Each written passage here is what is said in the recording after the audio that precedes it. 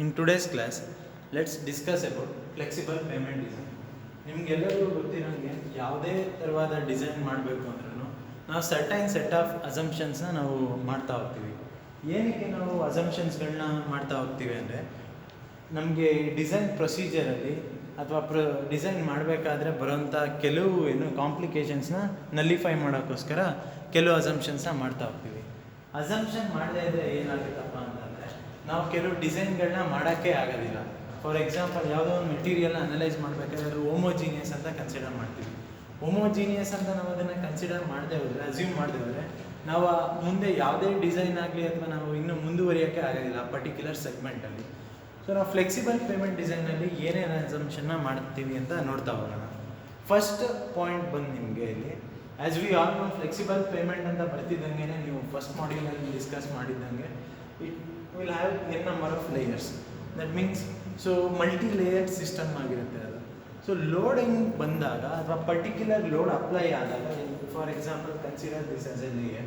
So load ಬರ್ತಾ ಇದೆ ಅಂದಾಗ ಎಲ್ಲ ಲೇಯರ್ಗಳು ನಿಮಗೆ ಸೇಮ್ ಅಥವಾ ಎಲ್ಲ ಲೇಯರ್ಗಳಲ್ಲೂ ನಿಮಗೆ ಲೋಡು ಈಕ್ವಲ್ ಆಗಿ ಡಿಸ್ಟ್ರಿಬ್ಯೂಟ್ ಆಗಲ್ಲ. ಬಟ್ ಸ್ಟಿಲ್ ನಾವೇನಂತ ಕನ್ಸಿಡರ್ ಮಾಡ್ತೀವಿ ಅಂದರೆ none of them will be overloaded. As we all no, ನೀವು stress ಡಯಾಗ್ರಾಮ್ನ ಬರ್ಕೊಂಡಂಗೆ the stress at d/2 will be different and the stress after the death 2 years will be different. Last ವಿಡಿಯೋಗಳಲ್ಲಿ discuss ಮಾಡಿದ್ದೀವಿ. So but still ನಾವು ಏನಂತ consider ಮಾಡ್ತೀವಿ ಅಂದರೆ ಯಾವುದೇ layer ಕೂಡ ನಿಮಗೆ ಓವರ್ಲೋಡ್ ಆಗಿರಲ್ಲ. ಇದನ್ನು ಏನಕ್ಕೆ ಕನ್ಸಿಡರ್ ಮಾಡ್ತೀವಿ ಅಂದರೆ, ವೆನ್ ವಿ ಓವರ್ಲೋಡ್ ಡಿಫ್ರೆನ್ಷಿಯಲ್ ಸೆಟ್ಲ್ಮೆಂಟ್ಗಳು ಕಾಣಿಸ್ತಾ ಹೋಗುತ್ತೆ ನಿಮಗೆ. ಸೊ ಆ ಡಿಫ್ರೆನ್ಷಿಯಲ್ ಸೆಟ್ಲ್ಮೆಂಟ್ ಇದೆ ಮತ್ತು ಎಕ್ಸೆಸಿವ್ ಡಿಫಾರ್ಮೇಷನ್ಸ್ಗಳು ಕಾಣಿಸ್ತಾ ಇದೆ ಅಂದರೆ ನಾವು ಇದು what is a laminar structure ಅಲ್ಲ ಅಂತ ಕನ್ಸಿಡರ್ ಮಾಡಬೇಕಾಗುತ್ತೆ. So once it's not a laminar or planar structure, ನಾವು ಈ ಡಿಸೈನ್ನ ನಾವು ಮುಂದುವರ್ಸೋಕ್ಕೇ ಆಗೋದಿಲ್ಲ. So the second assumption we are going to make is that, as we all know, due to the load or the moving load and other static loads, the payment layer will be subjected to stresses or certain or different amount of loads and stresses will be present. So ಅದರಲ್ಲಿ ಈ top layer ಅಥವಾ ಯಾವುದೇ exterior layer ಇರುತ್ತೆ, for example ಇದು ಒಂದು 5 layer ಅಥವಾ ಇದೊಂದು 4 layer payment ಇದೆ ಅಂತ ಕನ್ಸಿಡರ್ ಮಾಡೋಣ. So the exterior most R the top most layer will be subjected to the maximum stresses. So when the top layer is subjected to maximum stresses, ನಾವೇನು ಮಾಡಬೇಕಾಗುತ್ತೆ ಅಂತಂದರೆ ಆ ಲೇಯರ್ನ ನಾವು ಡಿಸೈನ್ ಮಾಡಬೇಕಾದ್ರೆ ಅಥವಾ ಆ ಲೇಯರ್ಗೆ ಸುಪೀರಿಯರ್ ಕ್ವಾಲಿಟಿ ಆಫ್ ಮೆಟೀರಿಯಲ್ನ ಯೂಸ್ ಮಾಡಬೇಕಾಗುತ್ತೆ. So this is the second assumption we are going to make. And one more thing, serviceability criteria ಬಂದಾಗ ಇದುವರೆಗೂ ಯಾವುದೇ ಒಂದು ರೇಷನಲ್ ಮೆಥಡು ನಿಮಗೆ ಸಿಕ್ಕಿಲ್ಲ ಪೇಮೆಂಟ್ ಡಿಸೈನ್ ಮಾಡೋದಕ್ಕೆ.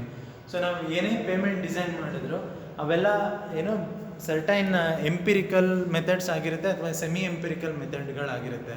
ಸೊ ನಿಮಗೆಲ್ಲ ಗೊತ್ತಿರೋಂಗೆ ಬರ್ಮಿಸ್ಟರ್ ಥಿಯರಿ ಆಗಿರ್ಬೋದು, ಅವುಗಳು ಎಲ್ಲ ಕೂಡ ನಿಮಗೆ ಮ್ಯಾಥಮೆಟಿಕಲ್ ಬ್ಯಾಕ್ಗ್ರೌಂಡಿಂದನೇ ವಿಡ್ರಾ ಮಾಡಿರೋ ಅಥವಾ ಮ್ಯಾಥಮೆಟಿಕಲ್ ಬ್ಯಾಕ್ಗ್ರೌಂಡ್ನ ಯೂಸ್ ಮಾಡಿಕೊಂಡು ನಾವು ಅರೈವ್ ಆಗಿರೋದು ಆ ಥಿಯರಿಗಳಿಗೂ ಕೂಡ. ಸೊ ಫ್ಲೆಕ್ಸಿಬಲ್ ಪೇಮೆಂಟ್ ಅದು what is A serviceability behaviour ಬಗ್ಗೆ ಮಾತಾಡೋಕ್ಕೆ ಇನ್ನೂ ಯಾವುದು ನಮಗೆ ಪರ್ಫೆಕ್ಟ್ ರ್ಯಾಷನಲ್ ಮೆಥಡ್ ಇಲ್ಲ. So it's all based on the previous experience. And one more thing, design next assumption ಬಂದು ಫ್ಲೆಕ್ಸಿಬಲ್ ಪೇಮೆಂಟ್ನ ಡಿಸೈನ್ ಮಾಡಬೇಕಾದ್ರೆ ನಾವು ಈಗಲೂ ಒಂದು ಫ್ಯೂ ಸೆಕೆಂಡ್ಸ್ ಮುಂಚೆ ಹೇಳಿದೆ, ಯಾವುದು ನಿಮಗೆ ರೇಷನಲ್ ಮೆಥಡ್ ಇಲ್ಲದೆ ಇರೋ ಕಾರಣ ಎಂಪಿರಿಕಲ್ ಮತ್ತು ಸೆಮಿ ಎಂಪಿರಿಕಲ್ ಮೆಥಡ್ಗಳನ್ನ ನಾವು ಫಾಲೋ ಮಾಡ್ತಾ ಹೋಗ್ತೀವಿ.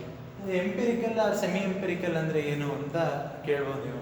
It's nothing but it based on certain facts, so ಅಥವಾ ಪ್ರೀವಿಯಸ್ ಎಕ್ಸ್ಪೀರಿಯನ್ಸ್. ಸೊ ಈಗ ನೀವೆಲ್ಲ ಒಂದು ಕಡೆ ಒಂದು ಪೇಮೆಂಟ್ನ ಕನ್ಸಿಡರ್ ಮಾಡಿರ್ತೀರ, ಅಲ್ಲಿ ನಿಮ್ಗೆ ಏನೇನೋ ಪ್ರಾಬ್ಲಮ್ಸ್ ಬಂದಿರುತ್ತೆ. ಸೊ ಆ ಎಕ್ಸ್ಪೀರಿಯನ್ಸ್ನ ನೀವು ತಲೆಯಲ್ಲಿ ಇಟ್ಕೊಂಡು ನೆಕ್ಸ್ಟ್ ನೀವೇನು ಡಿಸೈನ್ ಮಾಡ್ತೀರೋ ಆ ಪ್ರಾಬ್ಲಮ್ ಅಥವಾ ನೆಕ್ಸ್ಟ್ ನೀವೇನು ಪೇಮೆಂಟ್ ಡಿಸೈನ್ ಮಾಡ್ತೀರೋ ಅಲ್ಲಿ ಅದನ್ನು ಇಂಪ್ರೂವ್ ಮಾಡೋದು ಹೆಂಗೆ ಅಂತ ನೋಡ್ತಾ ಹೋಗ್ತೀವಿ. But you don't have any particular idea ಅಥವಾ ಇದು ಹಿಂಗೆ ಆಗ್ತಾ ಇದೆ, ಸೊ ಇಲ್ಲೇನೋ ಪ್ರಾಬ್ಲಮ್ ಆಗೋದಕ್ಕೆ ಇದೇ ಕಾಸ್ ಅಂತ ನಾವು ಹೇಳೋಕ್ಕೆ ಬರೋದಿಲ್ಲ ಪೇಮೆಂಟ್ ಡಿಸೈನ್ಗಳಲ್ಲಿ. ಸೊ ನಾವು ಏನು ಮಾಡಬೇಕು ಅಂದರೆ, ನಾವು ಪ್ರೀವಿಯಸ್ಲಿ ಏನೇನು ಎಕ್ಸ್ಪೀರಿಯನ್ಸ್ ಗೈನ್ ಮಾಡಿರ್ತೀವಿ ಸೊ ಅದನ್ನೆಲ್ಲ ಯೂಸ್ ಮಾಡಿ ನಾವು ಫರ್ದರ್ ಪೇಮೆಂಟ್ ಡಿಸೈನಲ್ಲಿ ನಾವು ಯೂಸ್ ಮಾಡ್ತಾ ಹೋಗ್ಬೇಕು. ಇದು ಬಿಟ್ಟು ಲಾಸ್ಟ್ ಅಸಂಪ್ಷನ್ ಏನು ಅಂದರೆ, ನಾವು ಮಾಡೋದಕ್ಕೆ ನಾವು ಕನ್ಸ್ಟ್ರಕ್ಟ್ ಮಾಡಬೇಕು ಅಂದ್ರೆ ನಿಮ್ಗೆಲ್ಲರಿಗೂ ಗೊತ್ತಿರೋಂಗೆ ಅದು ನ್ಯಾಚುರಲ್ ಸಾಯಿಲ್ ಇದ್ರ ಮೇಲೆ ನಾವು ಕನ್ಸ್ಟ್ರಕ್ಟ್ ಮಾಡ್ತಾ ಹೋಗ್ತೀವಿ, ಅಥವಾ ರೀಫಿಲ್ಡ್ ಅಥವಾ ನಾವೇ ಫಿಲ್ ಮಾಡಿರೋಂಥ ಲೇಯರ್ ಮೇಲೆ ನಾವು ಅಗೈನ್ ಫರ್ದರ್ ನಮಗೆ ಯಾವ based on the bearing ratio ಮತ್ತು ಅದ್ರ ರೆಸಿಸ್ಟೆನ್ಸ್ ಮೇಲೆ ನಾವು ಪೇಮೆಂಟ್ ಡಿಸೈನ್ ಮಾಡ್ತಾ ಹೋಗ್ತೀವಿ. ಸೊ ಕ್ಯಾಲಿಫೋರ್ನಿಯಾ ರೆಸಿಸ್ಟೆನ್ಸ್ ವ್ಯಾಲ್ಯೂನ ತಲೆಯಲ್ಲಿ ಇಟ್ಕೊಂಡು based on CBR test and other plate bearing ಟೆಸ್ಟ್ಗಳ ಮೇಲೆ ನಾವು ಎಷ್ಟು ಥಿಕ್ನೆಸ್ ಆಫ್ ಪೇಮೆಂಟ್ ಬೇಕು ಅನ್ನೋದನ್ನು ನಾವು ಡಿಸೈಡ್ ಮಾಡ್ತಾ ಹೋಗ್ತೀವಿ. ಆ್ಯಂಡ್ ಒನ್ ಮೋರ್ ಥಿಂಗ್ ಏನು ಅಂದರೆ ನಾವು ಇಲ್ಲಿ ಎಲ್ಲ ಅಸಂಪ್ಷನ್ನು ಐಡಿಯಲ್ ಕಂಡೀಷನ್ನಲ್ಲಿ ನಾವು ಐಡಿಯಲ್ ಕಂಡೀಷನ್ಗಳನ್ನೇ ಕನ್ಸಿಡರ್ ಮಾಡ್ತಾ ಹೋಗ್ತೀವಿ. ಐಡಿಯಲ್ ಕಂಡೀಷನ್ನ ಕನ್ಸಿಡರ್ ಮಾಡದೆ ನಾವು ತುಂಬ ಪ್ರಾಕ್ಟಿಕಲ್ ಆಗಿ ಅಥವಾ ಎಲ್ಲ ಪಾಯಿಂಟ್ಸ್ಗಳನ್ನೂ ಅಥವಾ ಎಲ್ಲ ಕ್ರೈಟೀರಿಯಾನು ಕನ್ಸಿಡರ್ ಮಾಡ್ತಾ ಹೋದರೆ ಏನಾಗುತ್ತೆ ಅಂದರೆ ಪೇಮೆಂಟ್ ಥಿಕ್ನೆಸ್ ಬಂದು ತುಂಬ ಅಬ್ರಪ್ಟಾಗಿ ಜಾಸ್ತಿ ಆಗ್ತಾ ಹೋಗುತ್ತೆ. ನಾನು ನಿನ್ನೆ ಕ್ಲಾಸಲ್ಲಿ ಹೇಳ್ದಂಗೆ ನಮ್ಮ ಮೈನ್ ಇಂಟೆನ್ಷನ್ ಬಂದು ಎಕನಾಮಿಕ್ ಆಗಿ ಡಿಸೈನ್ ಮಾಡಬೇಕಾಗಿರೋದೇ ನಮ್ಮ ಮೈನ್ ಇಂಟೆನ್ಷನ್.